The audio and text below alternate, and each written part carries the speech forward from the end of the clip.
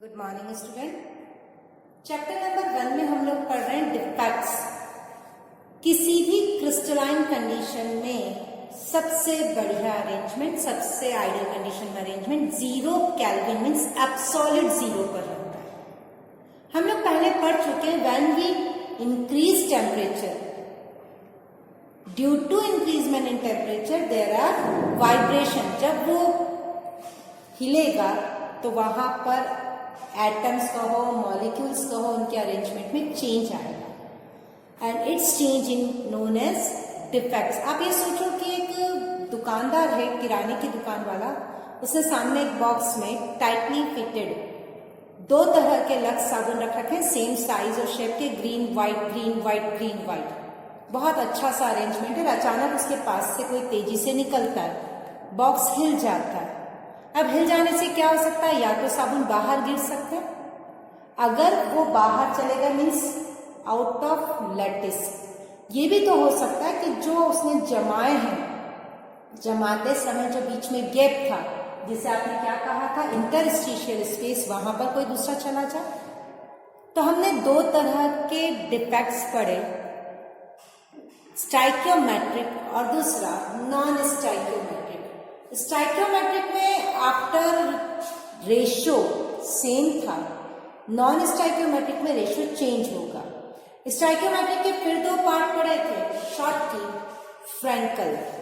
Non stoichiometric का एक हम लोगों ने एफ सेंटर डिफेक्ट कंप्लीट पढ़ लिया था, दूसरा में स्टार्ट कर रही एक्स्ट्रा कैटायन। फिलहाल अभी जो बोर्ड पर है वो आइडियल कंडीशन है। इस आइडियल कंडीशन में मैं मान लो एक क्लास है, बॉय गर्ल बैठे हुए हैं, बीच में जो जगह है, अगर किसी और रूम से कोई बच्चा आकर अगर यहाँ बैठ जाता है, अब यहाँ पर क्योंकि A+ आया है इंटरस्टिशियल में, और A मीन्स मेटल आया और B- मीन्स नॉन मेटल, तो यहाँ मेटल आया, इसीलिए क्या हो जाएगा, एक्स्ट्रा कैटायन। पहले A थे 6, B थे 6। मैं आइडियल कंडीशन की बात करी 6 और 6, हाँ, प्लस चार्ज 6 था, माइनस 6 था। स्टार्टिंग में हमने पहले ही पढ़ लिया, चार्ज ऑलवेज भी इक्वल। चार्जेस में ऐसा नहीं कि प्लस ज्यादा हो जाएगा माइनस कम, लेकिन अब देखिए ये बिफोर द डिफेक्ट है, अब आफ्टर द डिफेक्ट। A गिनेंगे तो आएंगे 7, B गिनेंगे आएंगे 6, प्लस गिनेंगे 7, माइनस गिनोगे 7, ये प्लस हो गया, ये माइनस हो गया। चार्ज तो ऑलवेज भी न्यूट्रल, लेकिन रेशियो पहले 1:1 का था, अब चेंज हो गया, so it's defects is known as non stoichiometric defect. अब खास बात, एग्जाम्पल, जिंक ऑक्साइड का नॉर्मल टेम्परेचर पर क्रिस्टल व्हाइट कलर का होता है। जब इसे ऑक्सीजन की प्रेजेंस में हीट किया जाता है तो ये जिंक ऑक्साइड टुकड़ों में टूट जाता है।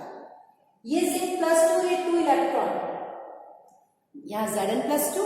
अच्छा, ये यहाँ कहीं भी इंटरस्टिशियल में आ जाता है, जिसके कारण ये जिंक ऑक्साइड येलो कलर का हो जाता है। हमने कल पढ़ा था NaCl का yellow colour due to F centre defect, और जिंक ऑक्साइड का yellow colour due to extra cation defect. तो ये जो एग्जाम्पल पर्टिकुलर है, इन्हें आपको जरूर पढ़ना है। फिर है मेटल डेफिशिएंसी डिफेक्ट। ये उन्हीं क्रिस्टल्स में होगा जिनमें metal ion variable valency show करेगा।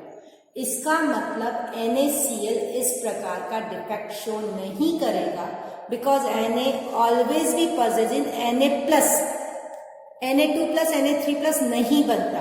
हाँ, ये शो होगा आयरन से, क्योंकि आयरन फेरस एंड फेरिक बनाता है।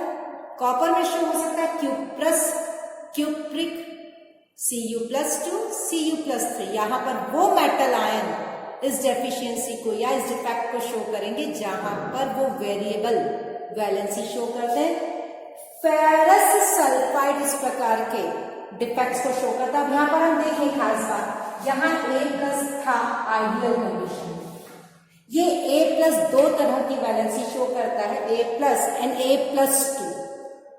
डिफेक्ट के पहले 6A और 6B है, 6+ और 6- अब डिफेक्ट के टाइम क्या होता है, ये प्लस अपनी जगह छोड़कर लैटिस से बाहर चला जाता है, वैकेंसी होगी।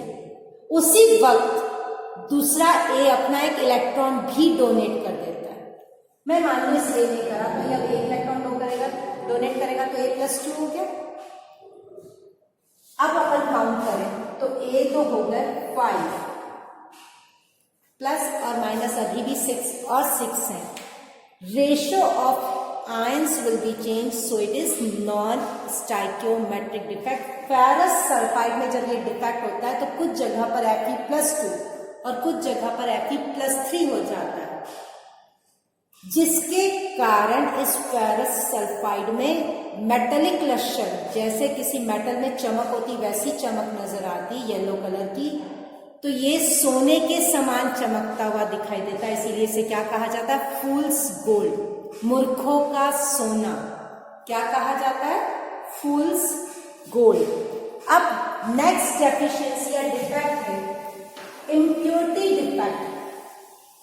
अभी तक जो हम डिफेक्ट्स पढ़ रहे थे उसमें अपने आपने कुछ मिक्स नहीं किया था, बट टेम्परेचर, प्रेशर या किसी फैक्टर के कारण डेफिशिएंसी या डिफेक्ट्स आए थे। अब इम्प्योरिटी डिफेक्ट्स में सब कुछ इम्प्योरिटी मिला रहे हैं, जैसे आयोडाइज नमक NaCl। अब ये NaCl,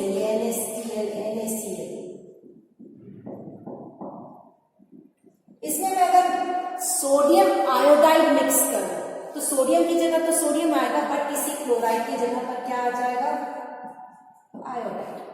क्रिस्टल का स्ट्रक्चर चेंज हो गया।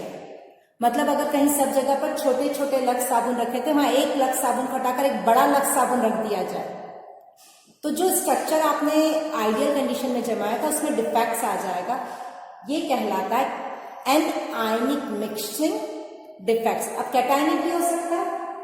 अब कैटायनिक को समझाने के लिए ये मेरा आइडियल कंडीशन का NaCl, ये Na+Cl-। अब अगर मैं इसमें ऐसा Cl2 की डोपिंग करती हूं, जब किसी ज्यादा मात्रा में कोई दूसरा पदार्थ थोड़ी मात्रा में मिलाया जाता है, then it's known as doping. जैसे आटे में नमक, तो ऐसे ही जब किसी बड़े मेटल में मैं मान लू 100 ग्राम कॉपर और उसमें 1 ग्राम सिल्वर मिलाया, तो मैं कहूंगी सिल्वर की डोपिंग। इसका उल्टा 100 ग्राम में सिल्वर में 1 ग्राम कॉपर मिलाऊंगी तो कॉपर की doping, which is in small quantity, it's known as it's doping. NaCl में यदि मैंने SaCl2 की डोपिंग की तो SaCl2 को अगर मैं टुकड़े में तोड़ूं, स्ट्रॉन्शियम पे 2 पॉजिटिव, इसका मतलब ये 2 पॉजिटिव को रिप्लेस करेगा। ये खूब सारे हैं, इसमें स्ट्रॉन्शियम मिलाया तो स्ट्रॉन्शियम ने इसे भी हटा दिया और इसे भी हटा दिया। हटाया तो 2 को और बैठेगा तो एक जगह, क्योंकि स्ट्रॉन्शियम खुद तो है एक डबल वजन का, ये जगह क्या रह गई, वैकेंट। ये कहलाती है कैटायनिक इम्प्योरिटी डिफेक्ट, जिसमें वैकेंसीज बनती हैं और इस वैकेंसी के कारण ये इलेक्ट्रिसिटी को ज्यादा फ्लो करने लगता है, गुड कंडक्टर ऑफ इलेक्ट्रिसिटी हो जाता है। सेम चीज जब AgCl में CdCl2 मिलाएंगे, कैडमियम क्लोराइड या कैडमियम आयोडाइड, तो इसी प्रकार की डिफेक्ट्स वहां पर उत्पन्न होंगे। अब हम पढ़ेंगे conductance. Metals are good conductor of electricity. Why? Because they have free electron to move. Conductivity को 3 पार्ट्स में बांटा है, conductor, non conductor, semi conductor. हम अगर इसको देखें अभी फिलहाल, कंडक्टर के जो फ्लो ऑफ इलेक्ट्रिसिटी है उसकी रेंज है 10⁴ से 10⁷ पर ओम पर मीटर। अगर डिस्टिल्ड वाटर की बात करें तो डिस्टिल्ड वाटर में फ्री इलेक्ट्रॉन या फ्री आयंस नहीं होते, वो बैड कंडक्टर ऑफ इलेक्ट्रिसिटी है। और जब उस वाटर में NaCl जैसे सॉल्ट मिक्स हो जाते हैं, ये आपके जो कल PDF भेजे थे उसके 1st 2nd पेज पर लिखा हुआ भी है कि जो वाटर है वो हाइड्रोजन बॉन्ड, आइस जो है वो हाइड्रोजन बॉन्ड वाला क्रिस्टल है, जो कि बैड कंडक्टर ऑफ इलेक्ट्रिसिटी होता है। लेकिन इस वाटर को जब आप आइस में चेंज करो, जिसमें अगर पहले से थोड़ा बहुत नमक मिल गया हो, तो उस नमक में क्योंकि आयंस बन जाएंगे, सॉल्ट में आयंस फॉर्म हो जाएंगे Na+Cl-, then it show good conductance of electricity. Non conductors होते हैं जिनकी रेंज होती है 10⁻20 से 10⁻10 पर ओम पर मीटर, और इन दोनों के बीच में जो कंडक्टेंस शो करते हैं they are known as semi conductor. Conductance की ये रेंज याद करने के बाद कि why they show conductivity, MO diagram से इसे समझना है। बोर्ड पर जो डायग्राम बना है वो है MO डायग्राम। अगर हम 11 का याद करें, MO डायग्राम में हमने पढ़ा था बॉन्डिंग, एंटी बॉन्डिंग, कुछ याद आ रहा? बॉन्डिंग को विदाउट स्टार बनाया था, एंटी बॉन्डिंग को स्टार से। अगर किसी मेटल के बैंड्स में वो जो बॉन्डिंग और एंटी बॉन्डिंग जो आपने इस तरीके से बनाए थे, इनको मिक्स रूप से ये शेप दिया है। ये हाफ लाइन, ये नीचे वाला हिस्सा बॉन्डिंग का, ऊपर वाला हिस्सा एंटी बॉन्डिंग का। ये जो बैंड ड्रॉ किया है ये अभी हाफ फिल है। हाफ फिल क्यों? क्योंकि नीचे वाले को मैंने पूरा भरा हुआ बताया।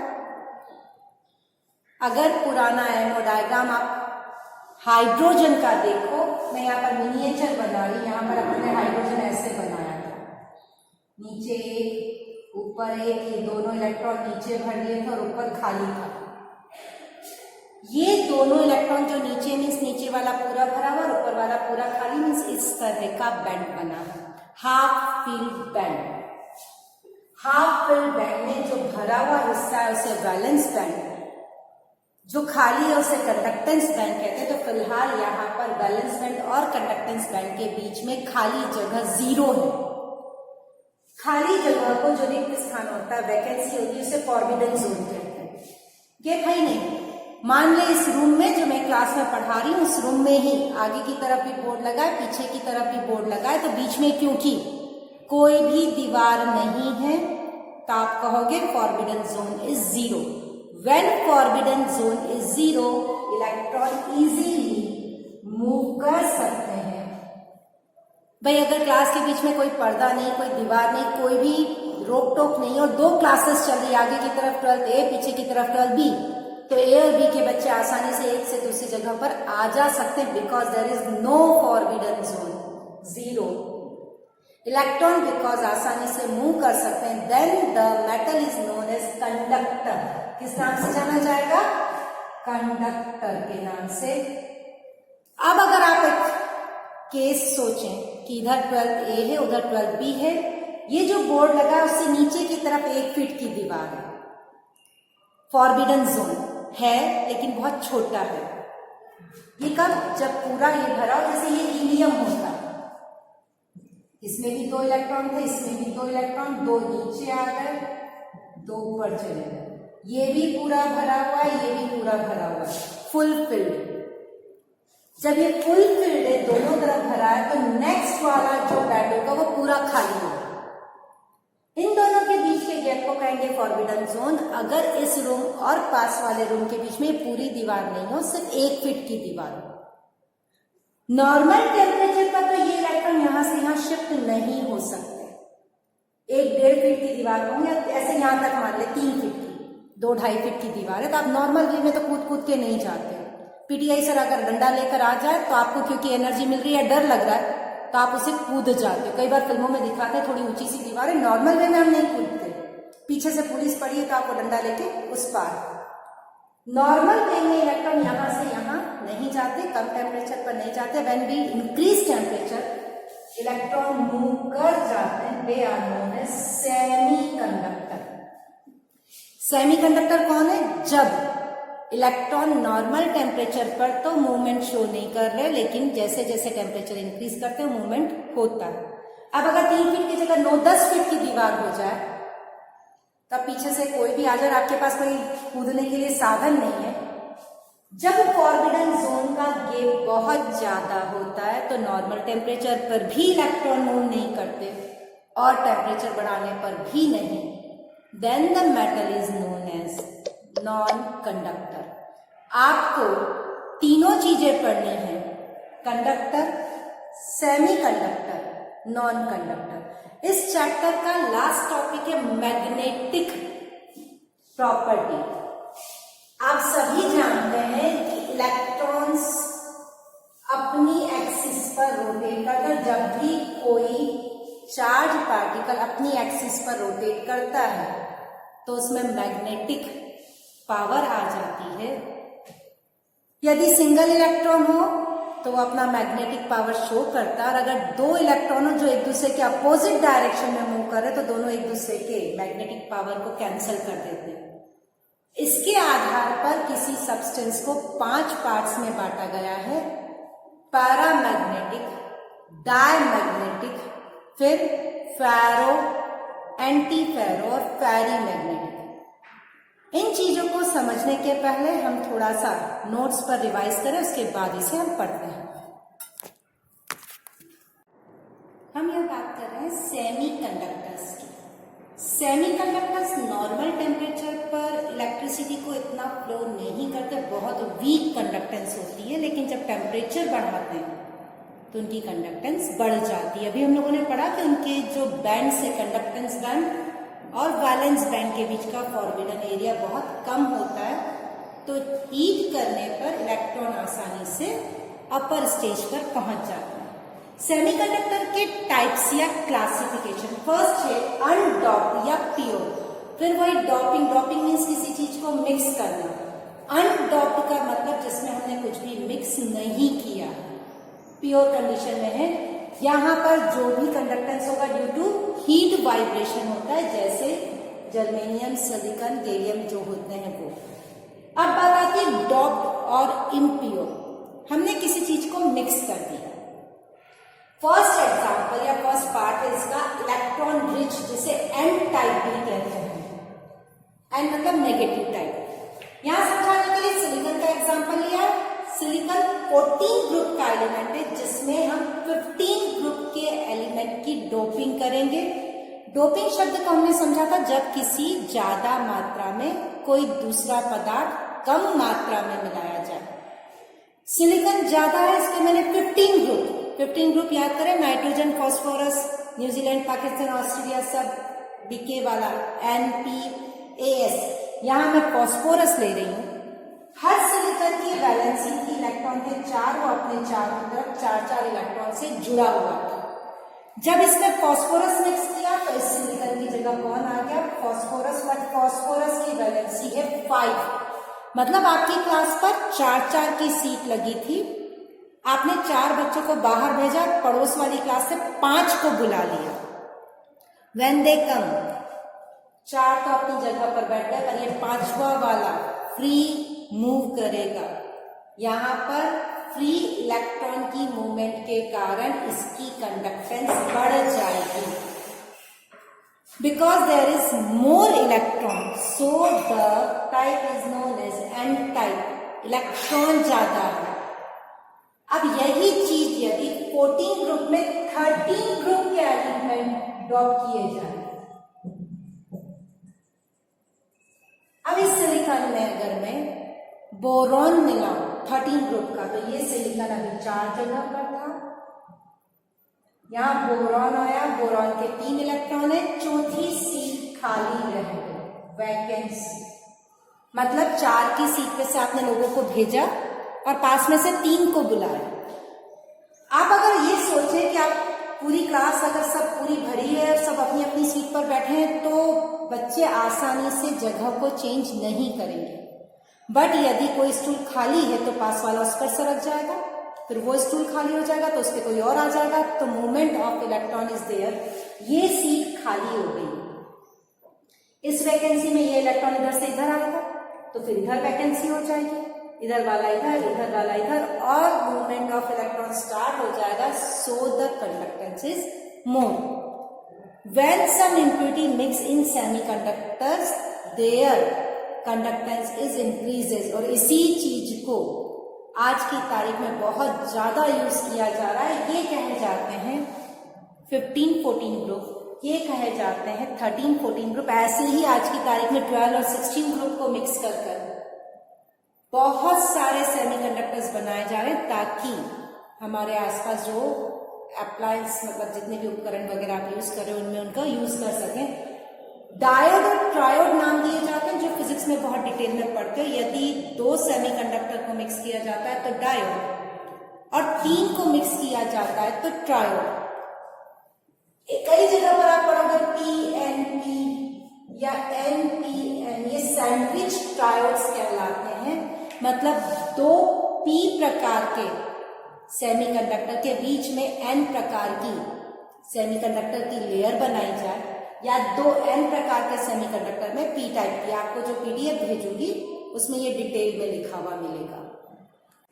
अब टॉपिक है magnetic properties.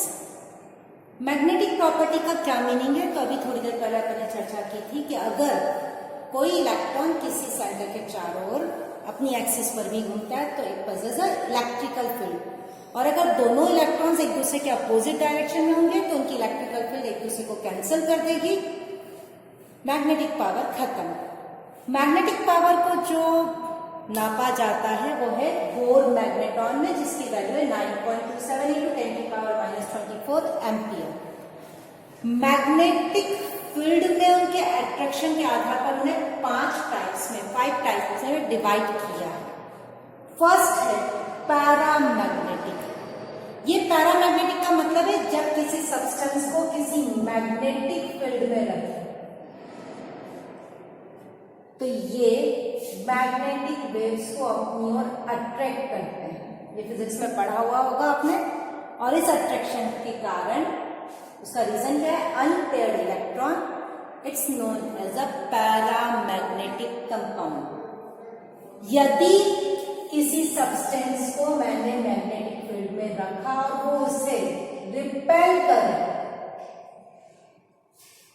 Then it's known as diamagnetic compound. Repelling का रीजन है पेयर्ड इलेक्ट्रॉन, और इस पेयर्ड इलेक्ट्रॉन के कारण ये मैग्नेटिक फील्ड को एक दूसरे से कैंसल कर देते हैं। अब ये जो 3 इसके क्लासिफिकेशन है ये डोमेन्स पर आधारित है, ये इलेक्ट्रॉन से कंफ्यूज मत हो। ये एक्चुअल में पैरामैग्नेटिक के ही पार्ट्स कहे जा सकते हैं, होंगे तो इलेक्ट्रॉन्स अनपेयर्ड ही। तो इनको सिंगल इलेक्ट्रॉन्स मत मानना, ये डोमेन्स है। What is domains? आप अच्छे से जानते हैं, अगर मेरे पास एक मैग्नेट है उसे 2 टुकड़ों में तोड़ दो तो ऐसा नहीं होगा कि N अलग हो गया, S अलग हो गया। जो टुकड़ा मिला उस पर फिर से N और S पोल बन जाएगा। हम टुकड़ों में तोड़ते जाए मैग्नेट को, और हर बार वो एक फुल मैग्नेट की तरह बिहेव करेगा। तो किसी कंपाउंड में वो सबसे छोटा हिस्सा जो फुल मैग्नेट की तरह या जिसमें सारी क्वालिटीज हो, it's known as a domains.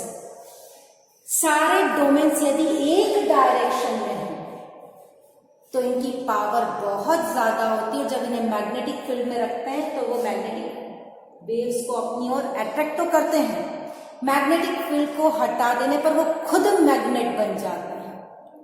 ऐसे कंपाउंड्स या ऐसे solids who strongly attract the magnetic fields या waves, और after separation of magnet they behave like a magnet, they are known as ferromagnetic compound। Cobalt, निकल, CrO ये strong होते हैं, stable magnet को बनाते हैं। ये सारे डोमेन्स इसमें एक ही डायरेक्शन में होते हैं। यदि डोमेन्स अपोजिट डायरेक्शन में हो इक्वल में, तो इक्वल में अपोजिट होने के कारण क्या हो गया कि उन्होंने एक दूसरे की पावर को कैंसिल कर दिया। होने तो ये पैरामैग्नेटिक चाहिए बट होते डायमैग्नेटिक हैं। ऐसे कंपाउंड को एंटी फेरोमैग्नेटिज्म कहते हैं। मैं वापस बता दूं, ये इलेक्ट्रॉन्स नहीं है, डोमेन्स है जिसमें सिंगल इलेक्ट्रॉन थे। चूंकि सिंगल इलेक्ट्रॉन थे तो होना क्या चाहिए था? पैरामैग्नेटिक। बट उन इलेक्ट्रॉन्स के अलग अलग जगह पर अपोजिट डायरेक्शन के होने के कारण, डोमेन्स के अपोजिट डायरेक्शन होने के कारण क्या होगा? वो diamagnetic, just like MnO manganese oxide. तीसरा है फेरी। फेरी में मतलब कमी हो जाती है। 6 मैंने यहाँ पर डोमेन्स ड्रॉ किए तो 6 में से इक्वल मात्रा में अपोजिट नहीं बल्कि कुछ तो एक ही अपोजिट है। तो मुझे जो वैल्यू मिलनी चाहिए वो 6 के हिसाब से मिलनी चाहिए, पर मुझे मिलेगी 4 के हिसाब से। कारण है कि ये दोनों एक दूसरे से कैंसिल होते हैं। मतलब अगर आप वोटिंग करने गए और आपके घर के 6 सदस्य हैं, आपने घर से सोच के निकले थे कि हम 6 के 6 एक ही पार्टी को वोट करेंगे। सामने वाला पार्टी वाला खुश था, मैं 6 वोटों से जीतूंगा। पता पड़ता है वो 4 से ही जीता, कारण एक व्यक्ति ने दूसरी पार्टी को वोट दे दिया। तो एक ने दिया तो 5 से नहीं जीतेगा, कारण है वो एक एक कैंसल हो गया।